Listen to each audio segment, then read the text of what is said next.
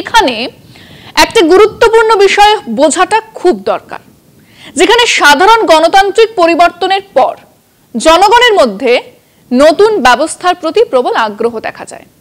পুরনো ব্যবস্থার জন্য থাকে একরাশ ঘেন্না। নেপালের ক্ষেত্রে কিন্তু তেমনটা ঘটেনি।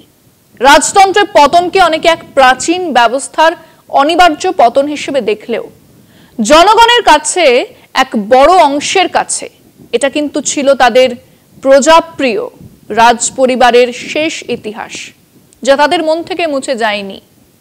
এই কারণেই গণতন্ত্র প্রতিষ্ঠার পর যখন রাজনৈতিক অস্থিরতা, দুর্নীতি এবং অর্থনৈতিক সংকট দেখা দেয়, তখন জনগণের মধ্যে আবার সেই রাজতন্ত্রের জন্য এক ধরনের ভালোবাসা এবং তার ফিরে আসার আকাঙ্ক্ষাও তৈরি হয়েছে। তারা মনে করে রাজতন্ত্রের অধীনে তারা যে স্থিতিশীলতা এবং এক ধরনের অভিভাবকত্ব অনুভব করত, গণতান্ত্রিক সরকার তা দিতে সম্পূর্ণ ব্যর্থ হয়েছে।